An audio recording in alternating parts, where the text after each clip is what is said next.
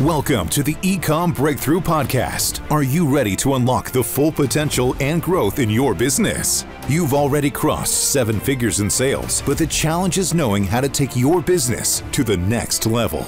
Join Josh Hadley, an 8-figure eComm business owner and investor, as he interviews highly successful business owners. Get ready, because you're going to learn specific actions you can take today to help your business reach its full potential and leave a lasting impact on the world. Welcome to the eComm Breakthrough Podcast. I'm your host, Josh Hadley, where I interview the top business leaders in e-commerce. Past guests include Michael E. Gerber, author of The E-Myth, Bradley Sutton, and Kevin King. Today, I'm speaking with Jamie Davidson, the co-founder of AMZ Insiders, and we are going to be talking a lot about how to build your Amazon business faster, make it better, and make it more efficient. This episode is brought to you by eComm Breakthrough Consulting, where I help 7-figure companies grow to 8 figures and beyond. Listen, Jamie, I started my business back in 2015 and grew it to an 8-figure brand in 7 years, but I made a lot of mistakes along the way that made the path of getting to 8 figures take a lot longer than it needed to. There were times where I had a lot of self-doubt as a leader, whether I could lead a team of people, or whether my brand could survive, or whether we would have the cash flow to purchase new products. I wish I would have had a guide along the way that would have made getting around those obstacles a little bit easier. So for our fellow listeners, those of you who are hitting similar plateaus and want to know the next steps to take your business to the next level, then go to ecombreakthrough.com. That's eComm with 2 M's to learn more. And as a special bonus to my podcast listeners, this month I'm giving away one $10,000 comprehensive business strategy audit session at no cost. All you need to do is email me at josh@ecombreakthrough.com, and in your subject line, say strategy audit, and then plead your case as to why I should choose you and your brand to work with for this month. But today I am super excited to introduce you all to Jamie Davidson. Jamie is an Amazon coach and co-founder of AMZ Insiders. In 2018, he crossed the 9-figure mark selling products online through Amazon FBA. Jamie is also a West Point graduate and a former Army officer, and was the CEO of a private equity-backed company until 2013. Jamie now invests a lot of effort into helping new and upcoming entrepreneurs hit 6 and 7 figures on Amazon through his AMZ Insiders course, and he also guides 7 and 8-figure entrepreneurs to help them exit their brands. With that introduction, welcome to the show, Jamie. Hey, Josh, appreciate it. Yeah, great to be here. Jamie, hitting that 9-figure mark, that's a pretty big deal. You know, we talk about, going from 7 to 8 figures and beyond on this podcast, and you're the guy who's gone way beyond, right? You've hit that 9 figures. I'm curious, why don't you tell us a little bit more about that journey of getting to 9 figures and maybe some high-level lessons learned? Yeah. So, everything is, a number's a number, but the kind of the strategies or the approach probably can be applied whether you're looking to go from, trying to get to 9 figures, or a lot of people we know are, let's say maybe low 7 figures and trying to get to 8 figures. And that might be the toughest part through it. So I can share a little bit about, but a lot of the lessons are very similar. In our case, back in 2012, 2013, those early days we were selling in the cell phone accessory space. So cell phone cases, actually originally iPad cases was kind of our really big thing. And there was a early opportunity. So there was a good window of opportunity with my next door neighbor at the time. I was like I said, an executive for a private equity backed company. And so it was like, oh, what's this side hustle that he's doing out of the garage? And then I quickly realized like, oh, this is like garage is like filling up with a lot of stuff, and it's taken off from there. So without going into all those details at the beginning, but essentially we had a business that got to, it was a little different back then where we got to $10 million. We basically got to 8 figures within a very short period of time, like within 2 years. But if you want to talk to like kind of fast forwarding, and again, I'm sure we may dive back to some of that stuff, but at this point, as the team grew out here in Atlanta, Georgia, with a warehouse, and we had about 20 employees at the time, essentially the business kind of stagnated at a few different levels. At about kind of the $40 million mark, we were stagnated for a while. We actually did a small acquisition that helped get us to 20 million.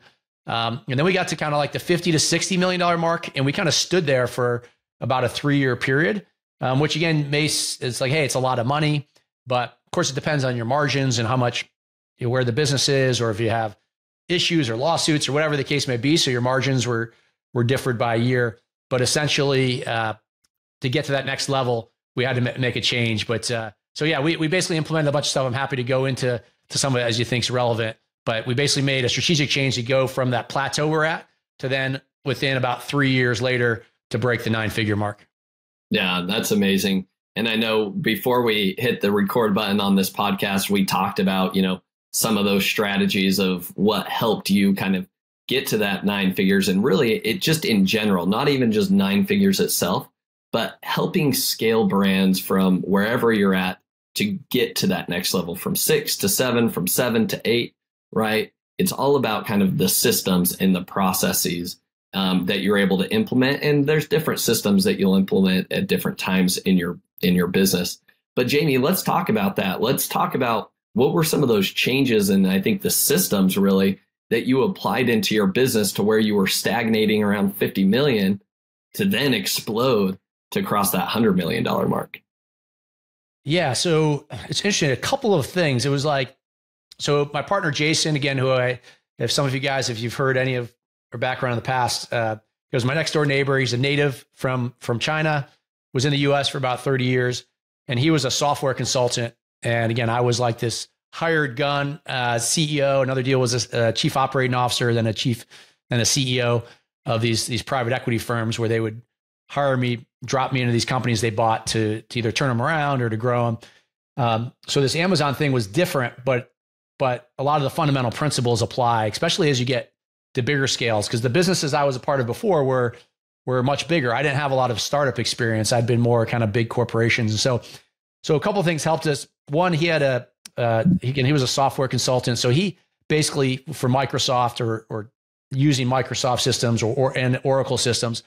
So we had that mindset going in, which helped us early on, which was that the way we knew is like, hey, we're not necessarily experts on any given product, but we understand systems, we understand data really well.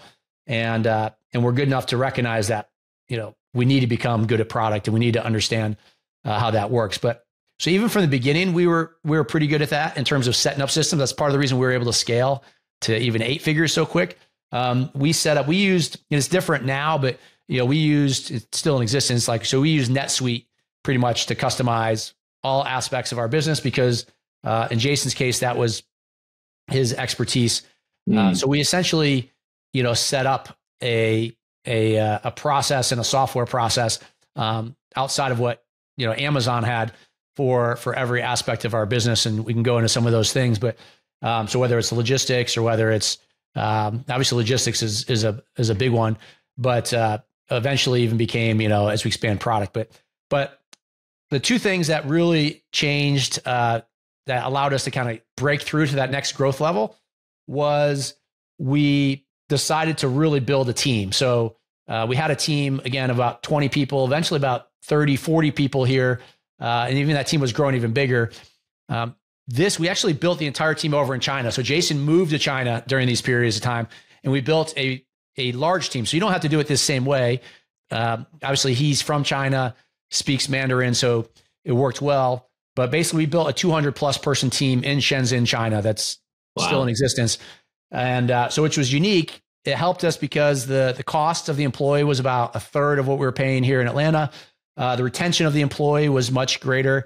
And the other thing that helped in China, and I think this probably exists in the Philippines a little bit, but I haven't done it at a scale, is there's like a whole economy of people around Amazon.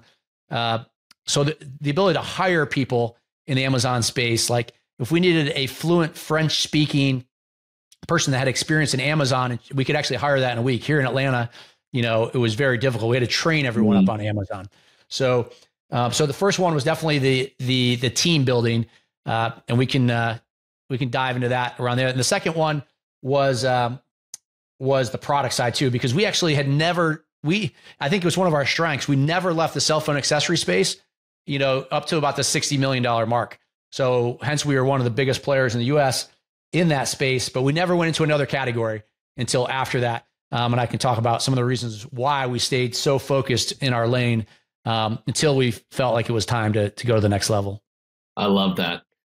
There's so much that we can break down there, Jamie. Let's talk about first, the team building aspect of it. So talk about, 200 people. What were the different roles and departments? And maybe that's probably the best place to start, right? Is what were the core departments that you had? Because you also talked about, having an ERP system. So you mentioned, everything was running through NetSuite. So if people aren't familiar with NetSuite, basically what is that at a high level, Jamie? Yeah, so NetSuite, which is owned by Oracle, is basically a tool that you can leverage. I guess you can compare it to, in some ways, if you guys are familiar with like Salesforce, essentially it's the ability to connect and automate, every aspect of your business, but have certainly a database on your end. Again, whether it's everything you get from Amazon, whether it's your sales or it could be customer data, reviews pulling into it. It could be your personnel. So kind of every aspect of our business, we try to connect into our own kind of data warehouse or data mart, outside of external systems that we don't own, like Amazon and other platforms. Yeah. So it kind of helps like plug everything together, big enterprise system. Yeah. So that's the first portion. Tell me about the overall team structure then. What were the different departments that you had and that you hired that really helped kind of escalate? Yeah. things? So yeah, it goes back. I was starting to say about, what is the reason why, besides that we wanted to grow more, but what's the reason why we didn't just keep building the team here in Atlanta? And we still, our warehouse down the road, it's about 15 minutes from where I'm now. We've got, right now it's about a 35,000 square foot warehouse. And, there's warehouse guys all through that place. And that's kind of a little bit of a staging area for us. We fulfill some international orders, and we also sell on a lot of other platforms besides Amazon. So it's essentially our own 3PL. And again, when we started this too, there wasn't really, 3PLs, other people warehouse. So we had to do it all of ourselves anyways. If I was doing it again today, I'd probably would not necessarily build our own or lease out our own warehouse and build the team and manage the team. But so we have to have that in the US. So what we figured out is what things do we need here and what things do we not? And so the challenge, for example, an easy one is, let's say, our marketing team. So all of our marketing team was always here. So PPC management, the listing optimization, the, any kind of, besides people, again, we're good sized business. So we're working with Amazon. We did a lot on the vendor central side as well too. So we're managing all of that here. And what happens a lot of times when we were hiring people is, first of all, they're fairly expensive. Like we have to pay, let's say $55,000 for a marketing person here. And that has no experience with Amazon, but they have some other experience in the marketplace here. We train them up. They want to get paid more money. And often we can't retain them because they've developed these skills and now they want to go, make 80,000 or 100,000. Or they're just like not as focused, they're just not interested in what it takes here. So part of it was understanding, there's a retention ability and the cost of it. The other one is just, we're going to grow out the team is, what do we need for the team? And so to your question there, a couple things is, and this obviously depends on your product, but in our case, our product, part of the beauty of our product is, it's not a consumable that you order every month. It is a consumable that periodically, pretty much at least every 2 years, most people are upgrading their phone if they're otherwise just buying new devices. And so we had this built-in cycle, right? Every time there's a new iPhone launch, a new Galaxy, et cetera, that there's this massive launch. And so for us, product development's a really big deal. So we had basically built out a 20 plus person product development team. And again, all based in China.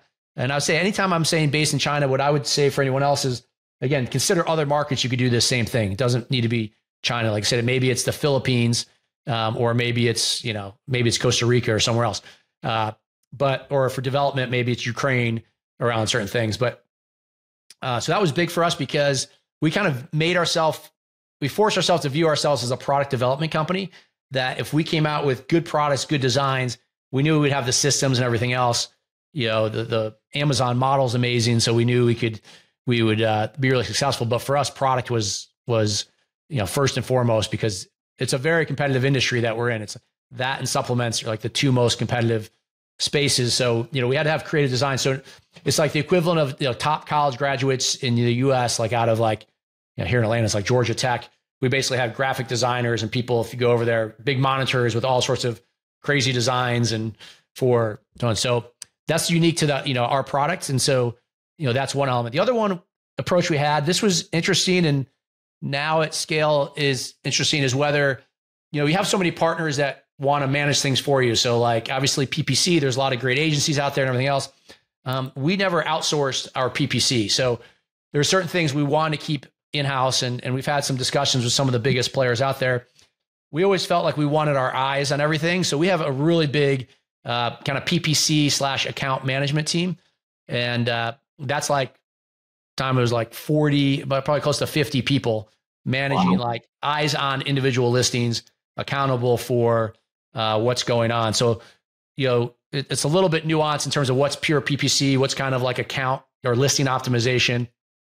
But those two are big, just because, again, we just never felt we could completely automate it. And it was such a big factor. There's a bit of an art and science to it. Like when we're getting ready for a rollout, the iPhone is coming out, we're willing to spend more on our ACoS to get a certain rank and so forth. So I'll pause there, but we can, I can continue on more of the team as needed.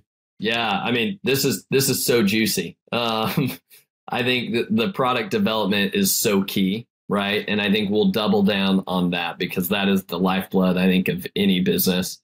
And then, the 40 to 50 account managers, PPC managers, I'm a big believer in that as well. Doing it internally. We formerly had an agency that was doing our PPC ads. And to be honest with you, like we have 1,200 SKUs and there's just not enough time in the day for them to care. At the end of the day, they're just trying to make sure that the ACoS is somewhat in line. Tacos is okay, so that when they show up and present my report, it doesn't look bad, right? That's their job. As long as it doesn't look bad, they'll keep me around. But they're not fully optimizing everything that possibly could. They're not looking at my keyword ranks. They weren't looking at, hey, here are the next opportunities for growth. It was just, let me keep the lights on for you, right? And so I think that is something that, although it can be time consuming and there is some learning and growing pains in order to bring that internally. But I think those two things that you just touched on, product development and then your PPC management, listing management, like those are, I think, the core essentials that any Amazon business, like they need to internalize all of those systems. If you want to really like get every, squeeze the juice out of every lemon that you possibly can, you've got to do that internally. Would you agree with that, Jamie? Yeah, I mean, 100%. It's funny. I thought of an analogy, and it doesn't apply just to Amazon. It's kind of as an entrepreneur with your business, just what you said, it reminded me of it. There's, and I've heard a cruder way of describing this analogy, but I'll go with one that's more fitting to me, which is like they say like in your personal life, there's a lot of things that are not worthwhile for you to do, like especially as you get busier and you make more money, the value of your money goes up, the value of your time goes up. So maybe cleaning your house, or maybe help cooking, or maybe whatever it is, it makes sense to outsource things, or let's say your yard work, right? So those things make sense, but like taking your wife out on a date, like you don't want to outsource that, right? So using that extreme example, like there's certain parts of your business that should be kind of what you were alluding to, that even if it's like not your core expertise personally, you should try to find a way to have it internal as much as possible, because it's just what you described. And I've lived and learned this experience and failed enough times where a lot of times where it's something that's kind of painful, it's hard, you want to outsource and hope it's going to be a magic bullet. And you always realize, because it's just what you said, no one's going to care more about your business than you or you and your team. And so it's just difficult. So yeah, 100%. You find that balance of trying to you don't want them to be in the Stone Ages where they're doing everything manually, but you try to find ways to augment their productivity as opposed to shift the responsibility outside your organization. Yeah. And I think that there's a time and a place for everything, right? It's like, okay, you might be able to, offload something to an agency to begin with, but you better have a plan of how I'm going to bring this in internally. Right. And that was always the thing that we had, is like in the back of my mind, I knew that PPC would be best optimized with our own internal team. But let me give this to an agency to at least get it good enough to where we could build out the rest of the team and then start bringing things internally. So it is kind of stepping stones there. But I like your analogy. Yeah. And then, and I've, like I said, it's interesting. I've just learned that in pieces. And again, even if we were talking about podcasts earlier, like personally, I just like to learn enough to be dangerous for something. So it's not that I want to become a podcast expert, but I want to know enough. So if we do have someone externally, we know the right questions to ask.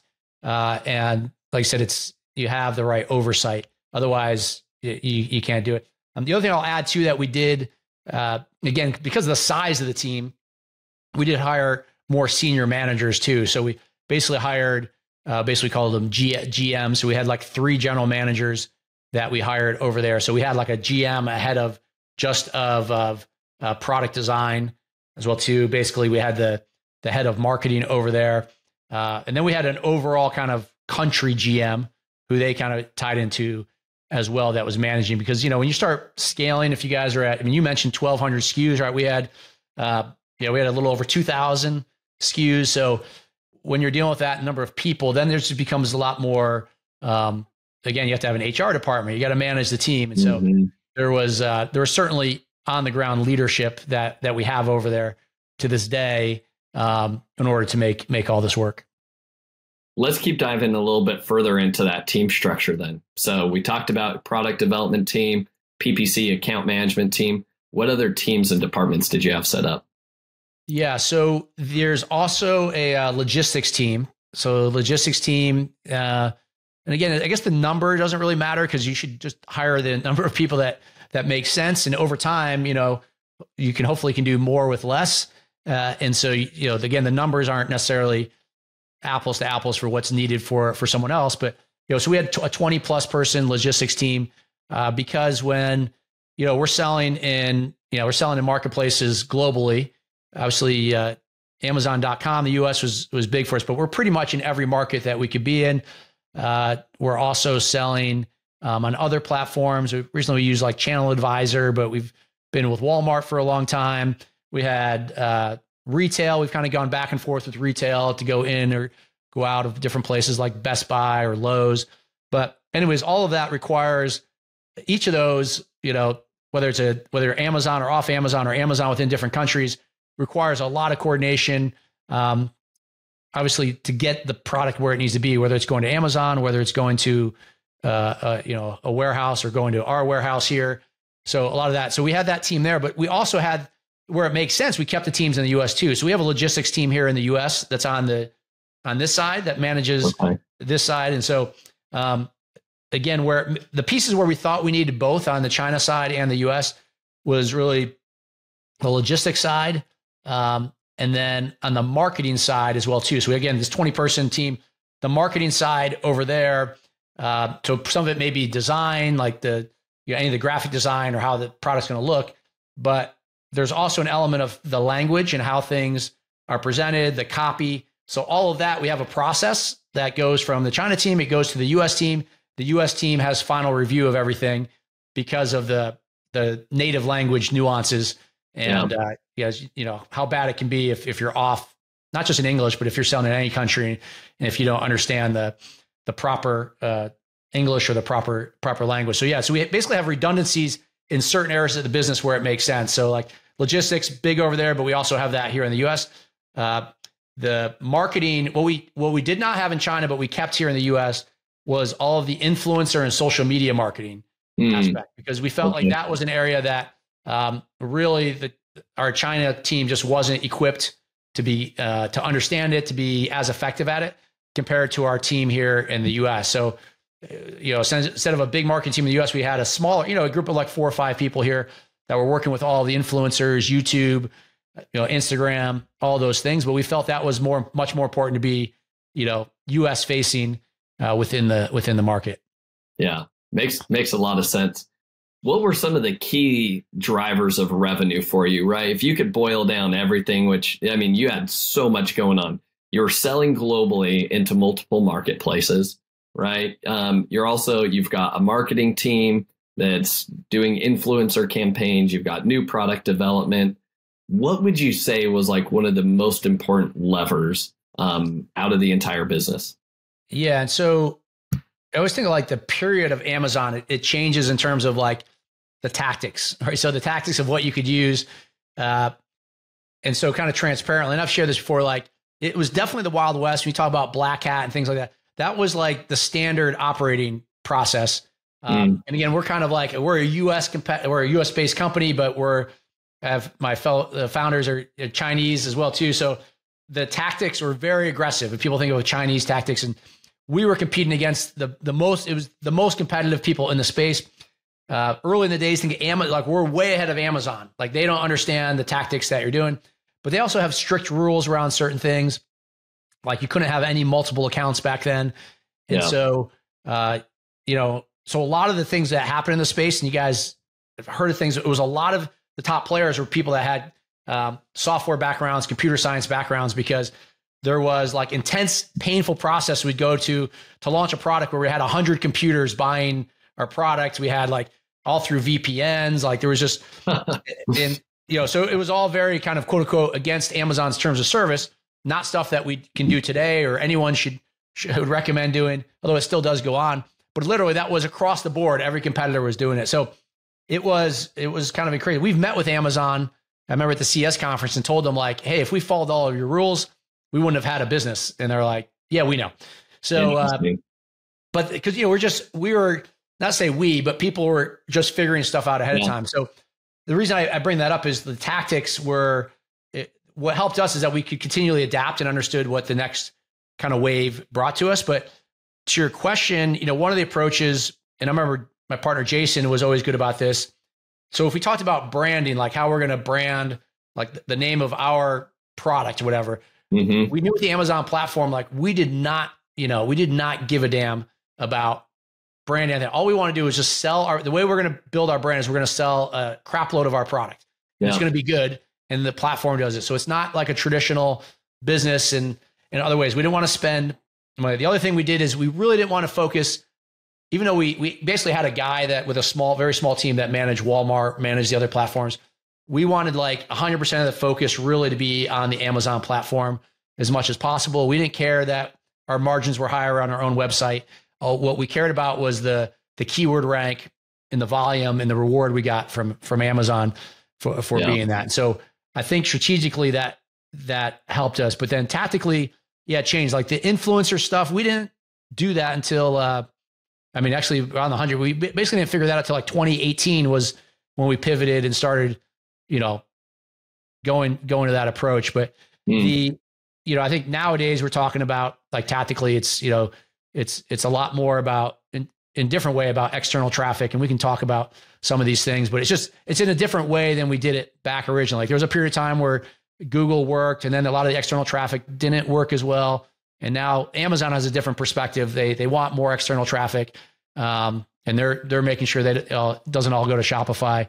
So again, certainly the tactics today are different, but the big lever for us was establishing this keyword rank, and Q4 was like we kind of viewed most of the year that we were planting our little seed, and then we were just harvesting from October to sometimes we turn PPC off during Q4, and we were just raking in the profits as much as possible through that last period. Fascinating. You also touched on, the two big things that you said, kind of grew your business from that 50 million to that 9-figure mark was team building. We talked about that, and then product development. Tell me a little bit more about why did you have a team of 20 plus people just focused on product development? Why do you feel like that was such an important factor in that growth to 100 million plus? Yeah. So even though we didn't have, a background, actually our third partner with us was with Coca-Cola, was a pretty good product guy, but it was interesting. We did develop and I think anyone can do this of your own product, right? Your own cell phone case. And the thing about our product is it has to be perfect, meaning like if it doesn't fit right, if the specs are a little bit off, it's kind of useless, right? If it doesn't fit, then it's no good. And so what was also unique is, Apple specifically was was very secretive about what the new product was that was coming out. Right. So we're providing, we're trying to, the day they announce their new iPhone or any other phone that's out there, we need to have it's a race to who has the product ready to go first. And so a little behind the scenes area. So there was again, there's 1 million plus people in China working, probably more than that now, working specifically on the iPhone to produce it and create it there. And so there's a black market to be able to pay to get access to understand the exact specs of what the new phone is going to be. Yep. And, we paid, I think, to get like a real iPhone, I think it cost like $80,000 to get one for like 4 hours of the specs. Interesting. Like, you could get a model of it, not an actual one, but just like a mock-up of it for like, I don't know, $15,000. But so just I put that in context of like how important our product has to be. If it's a surprise and we're wrong, like initially, then we're screwed because what we gave the manufacturer, if it's the wrong size and feature. So that's one aspect, is just making sure your product is functional. The other one is, which I think is probably more applicable, is just for anyone who's selling product, again, is how you're differentiating your product. And so in our product case, like first we were pretty kind of male driven. Our designs were more, we found we had more men customers. And then some of our competitors had like, they're turning the iPhones or the cases into like a really high end purse, or jewelry or accessories and all these things. So essentially it's like you need a design team to come up with all these possibilities for your product. And when you find winning designs, it's very lucrative, right? So like, and it's not just this. So we got into like Nintendo Switch cases, something like that. And when you make, a product that's really, really good, the market rewards you. So it had a lot to do with, differentiating, understanding. I mean, we would be very critical of our own product and just like, hey, this isn't good enough, send it back. A lot of it, some of it's guessing and testing. We have plenty of products that we thought were going to be home runs and didn't quite take off. And then we have some others who are like, oh, that did better than we expected, especially as we got into some of the other categories. Very interesting. And I think is one of the overall takeaways is that it was kind of like you're testing new markets, right? We didn't just stay here. You mentioned like we stayed here in this specific accessories niche for a while, and then we started to expand. Tell me about that aspect. And was that a big component of your growth as well? Yeah. So when we say like, we have a few thousand different SKUs just within that category is because, again, a couple of reasons. One is our product. So let's say the iPhone 6. Well, some people still own the iPhone 6. So even years later, like, an adapter for the iPhone 6, we can still carry. Obviously the sales go down but obviously there's cables and there's endless type of things you can have.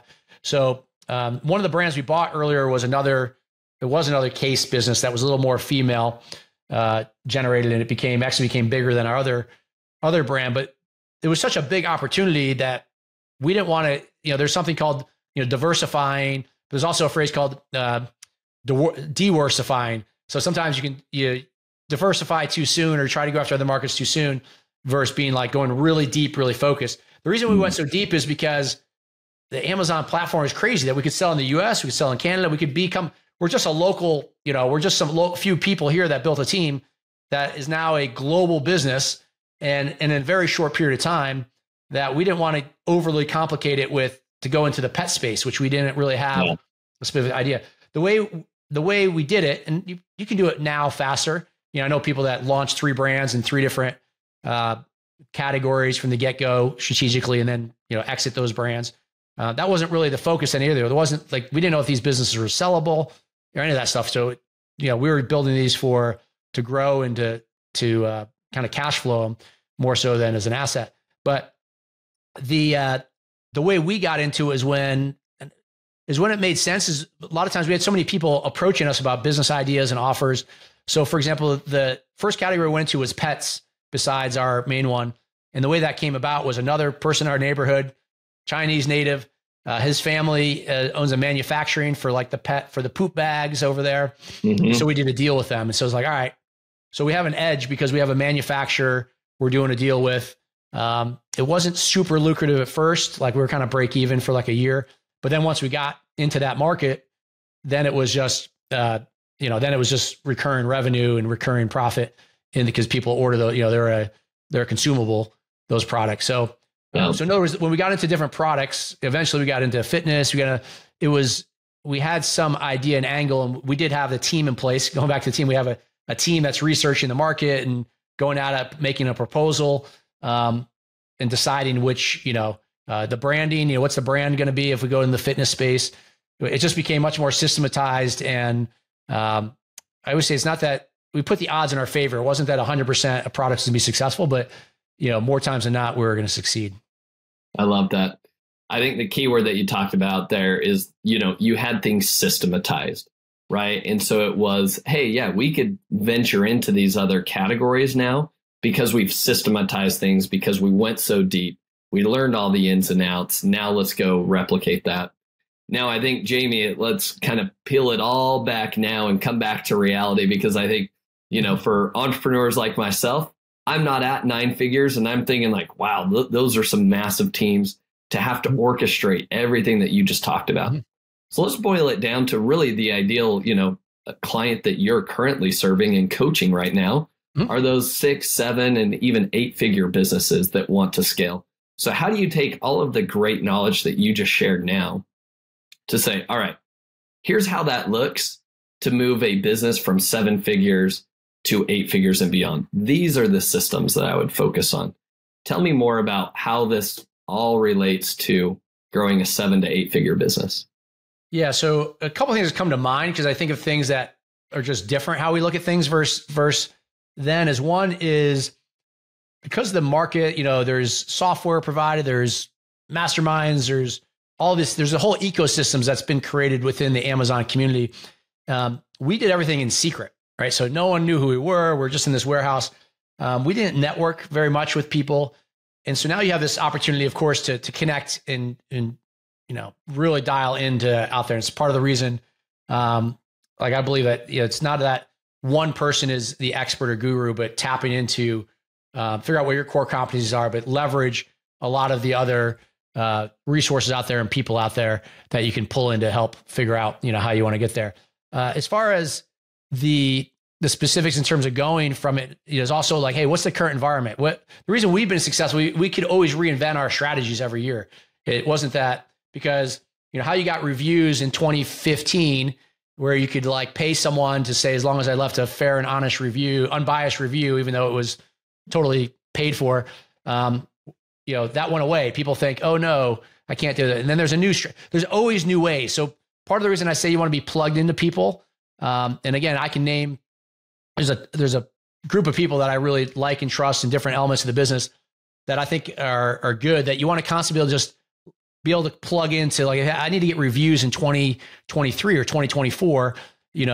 How does that work now? And so that's one thing. And the other one is, a lot of it's just the unsexy fundamentals, which are the same in terms of, systematizing things. And you got to find out stuff that you're spending a lot of time on, that there's this natural tendency to things like, well, they can't do it as well as I can do, but you've got to really challenge yourselves to invest the time to take things off your plate so that they can be automated. But happy to go in any specifics as worthwhile. Yeah.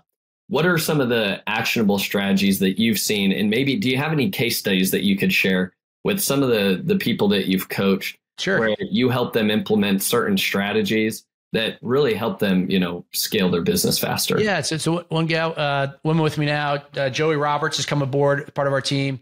Joey went from 0 to $1 million or a little over $1 million in 12 months. I say with us, it's really, there's a lot of really cool things we did, but one of the big things, and I also know this from also helping people exit their business and sell their business, is, margins are so critical in your business. And so one thing Joey did really well, which is this focus, and she talks about this, and she took it to the extreme a little bit, is she wanted to profit at least $100 in every unit sold with her product. And that was the mindset she came in with, which is, it takes a little bit of a unique product. So you can do that, meaning she was selling the product for $250 to $300. But she would achieve that. So she got to that part. And then the other one, what I found with people that are successful, that are selling this stuff, is the inventory management, right? So a lot of people screw that up all the time. So, I've told a lot of people we've helped to, my 3 golden rules are: never run out of stock, never run out of stock, and never run out of stock. And most people, ourselves included. So you've got to really focus on that aspect of the business and understand it, not just from an Amazon. You got to understand the retail game of how turning inventory, the return on investment of that cash, how that works. So you got to put a lot of time, especially, for that 7 to 8 figure mark. You've got to get that part dialed in. And again, there are some more tools now and people helping you solve it, but you lose a lot of money for a lot of reasons, including your keyword rank, anytime you run out of stock. So that'd be a big one. The other one I'd say is just obviously the time, listen to us, obviously AIs, there's a lot of stuff going on there, but it's not that AI is a magic bullet, but look at what tools could help make your team better around that. So for AI, there's plenty of tools out there now to help you. For example, like challenge your mind to think about any aspect of your business and how you can leverage AI for it. So for example, like SOPs and systems, all right, what are the best tools and processes out there that can help write great SOPs or have your team or your virtual assistants do this and do it, at a 10x rate than what they did without it. Yeah. Yeah. I think one of the key takeaways, especially on the AI front, and I continue to tell my team this, is that, hey, ChatGPT isn't going to be here to replace anybody's job. It's to actually make everything you're doing that much better and that much quicker so that we can continue to just scale without, you can just get a lot more done. But here's the key thing that I tell them. ChatGPT brings you all the ideas and also things that you never would have considered. And it can also streamline things and put it together more quickly. But at the end of the day, a human needs to oversee that process, make sure that the prompt going in is kind of going to lead to the end result that you're looking for. And then secondly, with the response that you get back, whether it's writing a blog article or responding to an email or whatever you have it set up to do, you need to make sure that that's dialed in and that, hey, add in the extra context that you need to. It's not just hey, my emails are now on autopilot. Whenever somebody emails me, AI shoots them an email. I can only imagine the mess that would go out because it's like, wait, did you actually pay attention? So I think that's the key thing. Is there any other like high level things that you've learned with using AI? Yeah, I mean, that analogy you gave is just kind of just what I described, even with our team in China versus US. Like, we don't say, oh, China team, you guys handle all the marketing and push it out and hopefully it looks good enough. Like, no, we need a US person to review for the US market that this actually makes sense and works. What I found is, and this stuff's moving so quick, so as you're listening, but things like trainable AI is really interesting. So things like customer service, I think is super, to me, that if it can learn basically, so it can really learn about you, your company, your brand in a way to represent, again, I always think not 100% of the solution, but if it can help resolve 80% people. So things like customer service, I think is a massive one.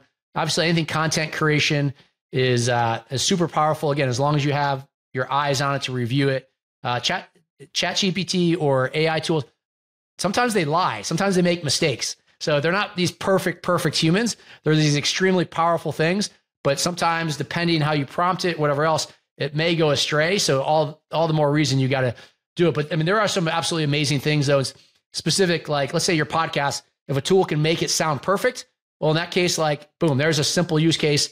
I'm going to implement that all the time. If it can help me create a certain tool or an SOP, I'm going to do that. But mostly, like you said, I'm going to try to make my VAs and my team, make them super VAs, make them super team members so that we can all be more productive. We can all make more money.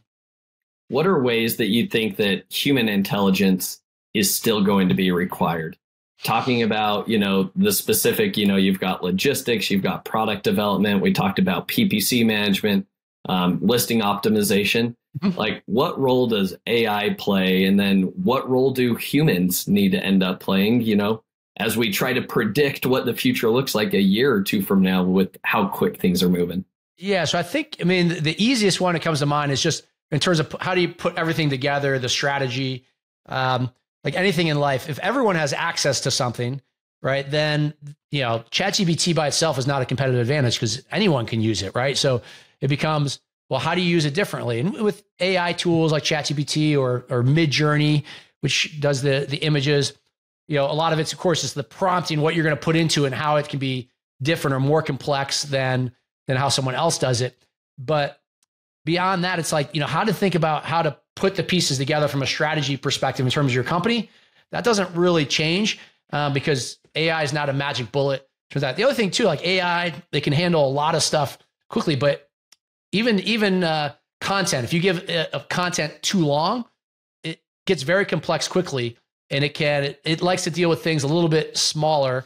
And so if you talk about your entire Amazon business and components, like, again, you're going to need to drill in on those. So maybe in a couple of years, this will change, but personally, I think you should have the exact same kind of strategic mindset of every aspect of your business, and then just drill in there. Like AI is not new. It's just at a different stage, obviously, right now. But, companies like Quartile, they've been touting AI for the last couple of years.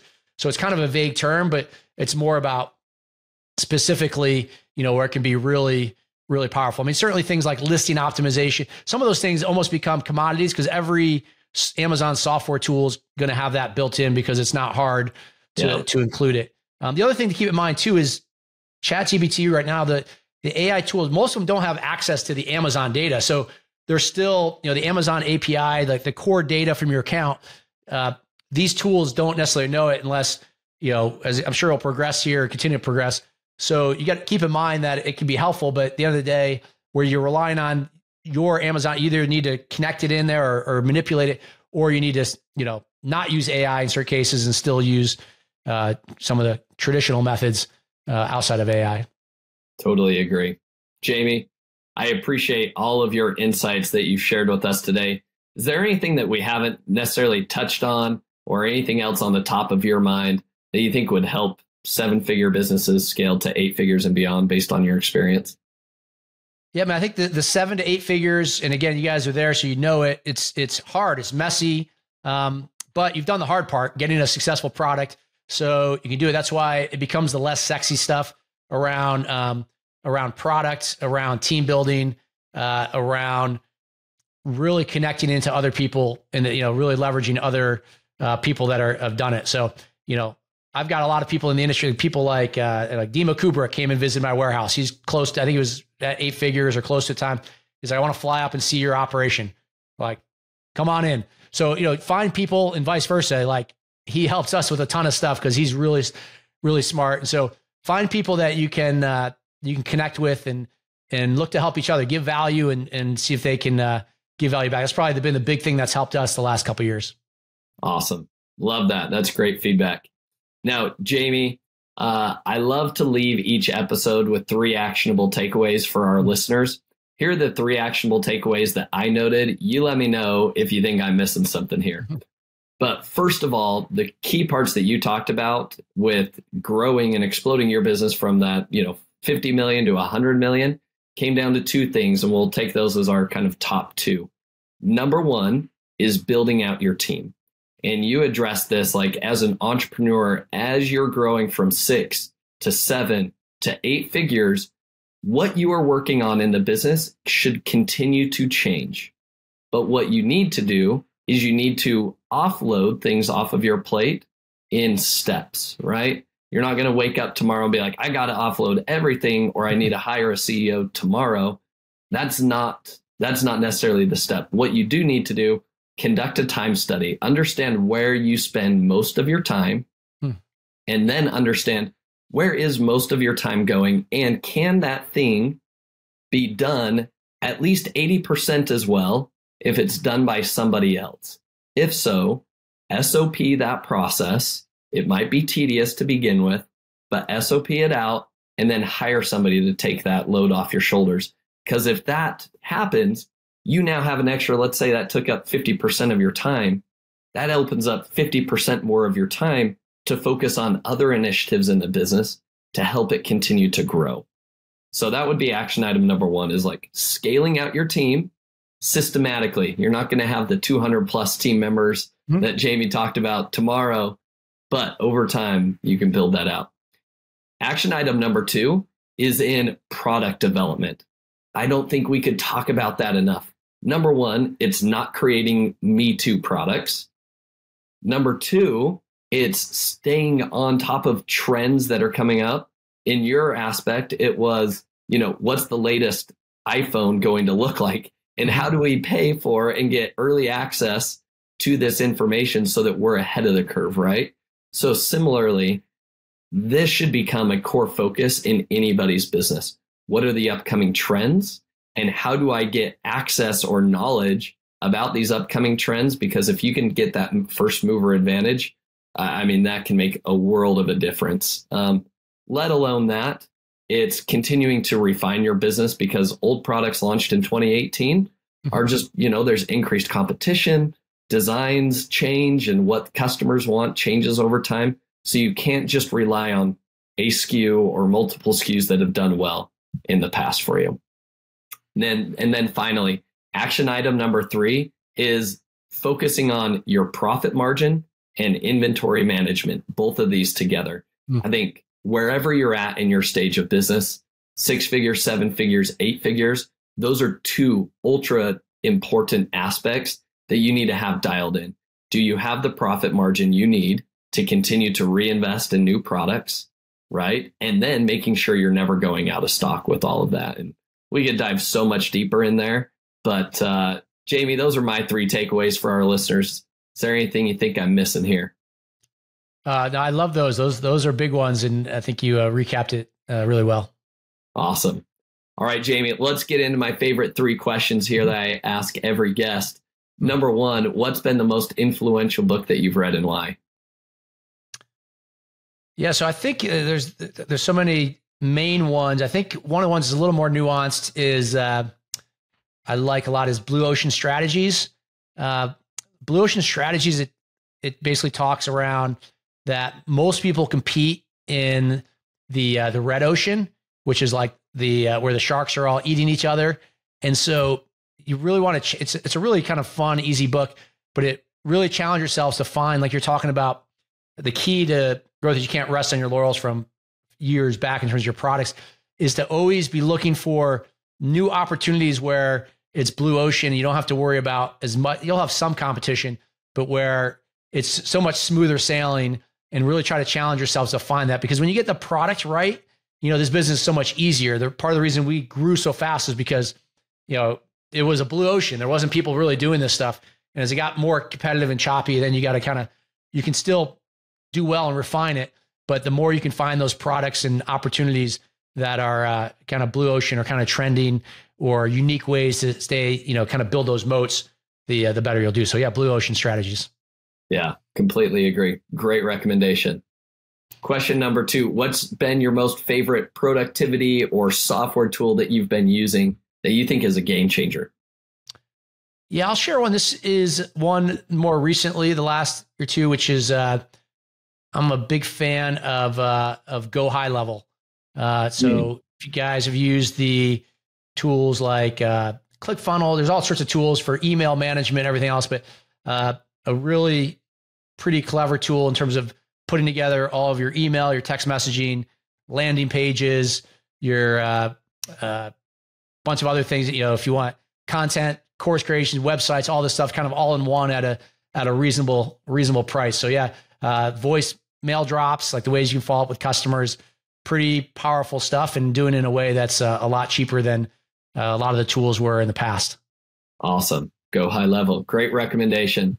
All right. Last question. Who is somebody that you admire or respect the most in the e-commerce space, and why? All right. Am I allowed to name 2 people, or do I got to keep it one? Sure. Yeah. Give us your. I love both of these guys. So one of them I mentioned before, who I said came up shortly after I met him at the $1 Billion Seller Summit a few years back. We kind of hit it. It was the first event that Kevin King held there, and this guy, he was speaking, which is so Dima Kubrick was the final speaker. But when we got to know me, like 2 weeks later, he's like, "Hey, can I fly up to meet with you?" So Dima, I think, is one of the smartest people in the industry. He's really fun, has a good time with it, but he's really good at building businesses. So that's one. I've been asked that by like the big aggregators in the room, saying, who do I think the smartest guy in the room is that they should know? And Dima is the one I pulled out. And then the other one who's I have a ton of respect for too is Carlos Alvarez. So Carlos and I, we both talked about the battle to 9 figures back in the day, but Carlos down in Miami, he's got a massive, following and group. But I just really respect his approach to the industry and his humbleness. his willingness to help. And so what I talked about earlier, try to give value to each other or find people who can do it. It doesn't necessarily mean it has to be a mastermind. He's an example of someone when we're together, I'll give him a couple tips and he'll be like, oh my God, I'm going to implement that right away. And the guy will like, he's given me so much to help me out too. So, but yeah, Carlos and Dima are probably the two that come to mind first. Awesome. We've had Carlos recently on the podcast. He'll probably, his episode aired, I think 3 or 4 episodes before yours. Perfect. So people should definitely go back and take another listen to Carlos's episode. Great conversations and great recommendations. Now, Jamie, if people want to, get to know you a little bit more, they want to follow your journey, they want to learn more about ANZ Insiders and your coaching services, where can people reach out to you? Yeah, I'll just give 2 ways. One is Instagram is totally fine. You can feel free to DM me. I think if you follow me, it's a little easier, but that's jamiedavidson.official. So on Instagram there. So love to hear from you. If you're interested in chatting, you want to get on a call, I'll give you, it's amzinsiders.org/apply. Essentially you book a call and we'll chat with you and see if we're a good fit to help you out, whether it's building your brand, scaling it, or if you're looking, advice to how to exit. We'll give you tips whether we end up, we're a good fit to help you or not. Awesome. Well, Jamie, you're highly respected in the industry, and I appreciate your time that you shared with us today, and thanks for your insights. Thank you, Josh. Really appreciate it. Thank you for listening. Visit eCommBreakthrough.com for more information. If you've enjoyed today's episode, the best way you can show your appreciation is by clicking the subscribe button and quickly leaving a review. See you again next time.